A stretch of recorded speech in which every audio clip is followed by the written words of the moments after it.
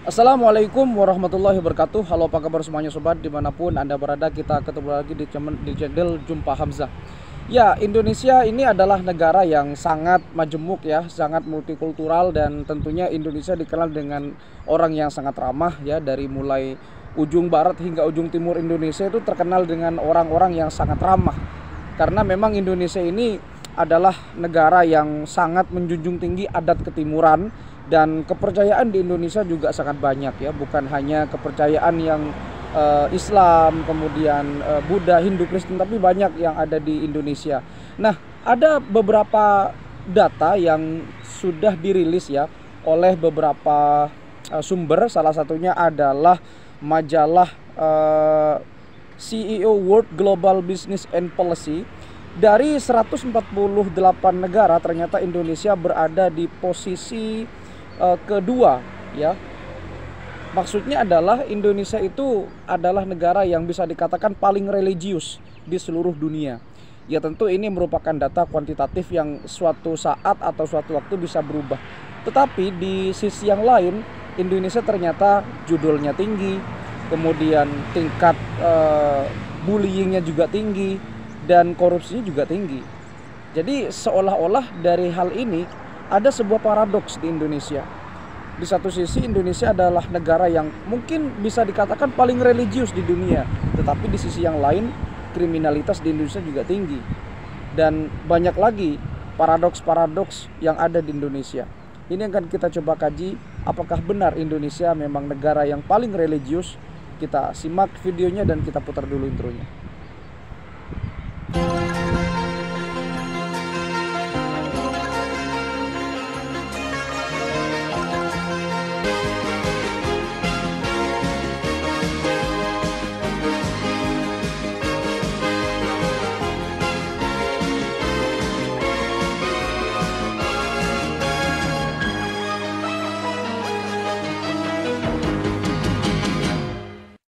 Pada tahun 2024 kemarin, ada sebuah majalah yang bernama CEO World Global Business and Policy menempatkan bahwa Indonesia adalah negara nomor 2 paling religius di dunia.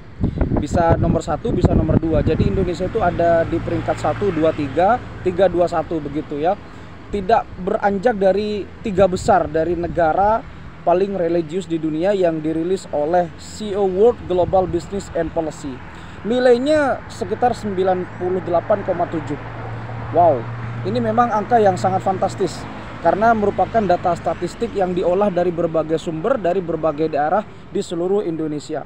Kalau kita mengacu kepada data ini, maka benar adanya karena memang Indonesia itu negara dengan mayoritas muslim terbanyak di dunia, negara dengan masjid terbanyak di dunia, kemudian negara paling ramah, paling sopan terhadap orang gitu ya, terutama orang asing. Dan ya, kita tahu sendirilah bahwa orang Indonesia memang sangat-sangat ramah ya. Tetapi memang di satu sisi ya, negara Indonesia juga terkenal dengan hal yang kurang mengenakkan untuk didengar. Salah satunya adalah korupsinya sangat merajalela. Betapa banyak kasus-kasus korupsi dari dulu hingga sekarang, yang konon katanya Indonesia adalah negara paling religius. Kemudian prostitusi sangat banyak, sampai sekarang masih belum terpecahkan yang namanya prostitusi di Indonesia. Belum lagi bullying, cyberbullying. Kemudian Indonesia juga paling banyak untuk mengakses situs dewasa. Belum lagi judulnya. Apakah ini memang bisa dikatakan Indonesia paling religius? Ya, secara data kuantitatif iya, tetapi secara praktik di masyarakat mungkin masih jauh dari nilai-nilai tersebut. Karena memang pencapaian indikator dalam orang beragama itu tidak hanya bisa dilihat dari data kuantitatif berapa jumlah pemeluk agamanya, atau berapa banyak tempat ibadahnya, atau berapa banyak pengajian-pengajiannya, tetapi bagaimana mereka dalam tanda kutip berinteraksi secara sosial di masyarakat, tingkah lakunya, attitude-nya, dan juga lain sebagainya. Tentu ini yang menjadi indikator penting, bukan hanya angka kuantitatif. Tidak hanya itu, kemarin di tahun 2003 ya, ada sebuah riset yang dirilis oleh Pew Global Attitude Survey. Indonesia juga menempati urutan kedua negara paling religius di dunia. Nah, ini adalah beberapa fakta lagi dari sebuah riset di badan yang cukup cukup kredibel. Kemudian tahun 2018 kemarin ada sebuah badan survei yang bernama ECPAT yang berfokus kepada bagaimana pemberhentian atau pemberantasan seksualitas, perdagangan anak dan lain sebagainya. ECPAT itu kepanjangan dari End Child Prostitution, Child Pornography and Trafficking of Children for Sexual Purposes, merilis bahwa Indonesia, sekali lagi mohon maaf, berada di urutan kedua, ya, berada di urutan nomor 2 pengakses situs dewasa paling banyak sepanjang tahun 2018. Yang memang sekali lagi ini adalah data kuantitatif, tetapi data tersebut akan berubah seiring dengan berjalannya waktu. Bisa berkurang, bisa juga bertambah, bisa juga statis atau stagnan. Apakah ini memang bisa disematkan kepada Indonesia menjadi negara yang paling religius? Ya mungkin tidak. Jadi sepertinya ada paradoks di Indonesia itu, yang katanya orang-orangnya paling religius, di mana orang Indonesia itu menurut orang-orang luar gitu ya, agama itu tidak bisa dipisahkan dari orang Indonesia. Seluruh hiruk pikuk masyarakat yang ada di Indonesia, aktivitasnya itu pasti based on their religion. Ya, mereka pasti berpandangan atau berpatokan kepada their religion. Tapi kenapa data-data ini ada dan memang ini menandakan bahwa orang Indonesia itu ya dalam tanda kutip ya paradoks gitu ya.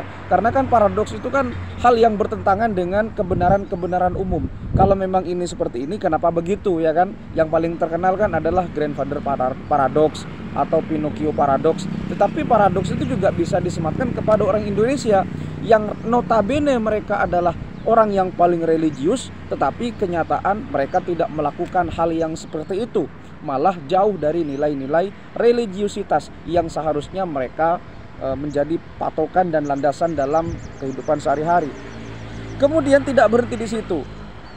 Digital Civility Index dari Microsoft tahun 2020 ya, itu merilis sebuah data yang mengejutkan bahwa orang Indonesia itu adalah orang yang paling tidak sopan ketika berinteraksi di sosial media atau di internet.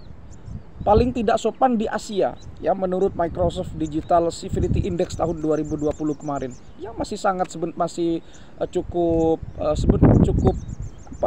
barusan gitu, 2020, sekarang 2025. Ya 5 tahun yang lalu lah. Dan sekali lagi ini hanya data kuantitatif. Bisa saja bertambah, bisa berkurang, bisa tetap. Tapi memang kalau kita melihat dari tingkah laku orang Indonesia ketika mereka berkomentar di internet, itu pedas-pedas. Netizen Indonesia itu adalah netizen yang paling barbar di Asia. Paling tidak sopan ketika berkomentar, aduh macam-macam. Saya pribadi juga pernah disemprot oleh netizen di beberapa video saya, tapi ya saya tanggapi ya biasa saja. Saya sudah tahu resikonya karena memang orang Indonesia seperti itu. Tapi ya kalau kita berkaca kepada predikat Indonesia adalah sebagai negara dengan negara paling religius di dunia, tentu tidak pantas ketika Indonesia mendapatkan data-data seperti ini. Ya, karena memang Indonesia itu seharusnya bebas dari ini semua. Kenapa? Karena memang agama tidak pernah mengajarkan kejelekan. Agama apapun tidak pernah mengajarkan kejelekan. Apalagi orang Indonesia dari dulu terkenal dengan orang yang sangat mempertahankan adat-adat ketimuran, sangat berhati-hati, sangat ramah. Entah kenapa data-data ini malah ada. Ya sekali lagi ini data adalah data kuantitatif yang bisa kita jadikan acuan, tetapi kita tidak bisa mematok ini akan selamanya, enggak, karena data kuantitatif itu bisa berubah seiring dengan berjalannya waktu. Tidak hanya di situ saja, di tahun 2022 kemarin Corruption Perception Index merilis bahwa tingkat korupsi di Indonesia masih tinggi. Artinya maling-maling di Indonesia, maling-maling yang berduit, maling-maling yang berdasi masih banyak berkeliaran dan berseliweran. Di saat Indonesia digadang-gadang sudah mendapatkan predikat negara paling religius, tapi malingnya masih banyak, begalnya masih banyak, tingkat kriminal semakin banyak, cyberbullying masih banyak, judol makin banyak, prostitusi masih banyak. Aduh, macam-macam lah yang ada di Indonesia. Jadi ya itu paradoks. Di satu sisi Indonesia adalah negara religius, di satu sisi Indonesia malah ada data-data seperti ini. Tentu ini sangat disayangkan. Sehingga ini peran pemerintah, kemudian peran masyarakat, tokoh masyarakat, public figure sangat berarti untuk mengatasi hal ini. Jadi ya jangan kita menjadikan orang Indonesia itu memang orang yang sangat unik, sangat ulet gitu ya. Karena orang Indonesia terkenal di mana-mana. Tapi data-data seperti ini ya mari kita kurangi begitu, dengan mengadakan edukasi kepada mereka, kepada anak-anak begitu. Karena kadang-kadang orang Indonesia tuh, apa sih kamu tuh sok ngatur-ngatur aku gitu. Iya, kadang kata-kata seperti itu yang membuat kita tuh menjadi sudahlah, yang penting aku udah ngingetin dia tapi dia nggak mau, ya sudah, nggak mau diingetin ya udah tanggung sendiri. Kata-kata seperti ini loh yang kadang-kadang bisa membuat bumerang bagi kita sendiri gitu. Udahlah, jangan sok suci, jangan sok munafik. Kata-kata seperti itu yang menjadi bumerang bagi kita. Kita mau mengingatkan salah, nggak mengingatkan juga salah. Sehingga artinya bagaimana ya, ini mungkin adalah tanggung jawab pemerintah dan kita bersama gitu ya. Mungkin dari hal ini kita bisa berkomunikasi lebih lanjut kepada anak-anak kita, misalkan keluarga-keluarga terdekat kita. Jangan sampai main judol, jangan sampai buka situs dewasa, jangan sampai main bullying di internet dan seterusnya. Itu minimal lah kayak gitu. Ya yang paling penting adalah diri kita sendiri, gimana caranya agar kita bisa memfilter semua informasi yang masuk, semua hal yang masuk. Kita harus klarifikasi, tabayun. Setelah itu baru kita lihat dari dua sudut pandang yang berbeda. Ya, sudut pandang ini dan sudut pandang ini. Ada hal yang subjektif, ada hal yang objektif. Lagi-lagi kita harus bijak dalam menyikapi, karena kita adalah orang yang beradab dan kita adalah orang yang memiliki kepercayaan. Terima kasih sudah menyimak, mudah-mudahan bisa memberikan edukasi dan bisa mengubah persepsi kita menjadi lebih baik lagi, karena negara kita adalah negara paling religius. Mudah-mudahan tingkah lakunya dan masyarakatnya juga berkembang dan selaras dengan predikat yang kita dapatkan sebagai negara paling religius di dunia. Kalau ada kata-kata salah dan ada referensi yang kurang lengkap, diskusikan di kolom komentar. Sampai jumpa di video berikutnya. Wassalamualaikum warahmatullahi wabarakatuh.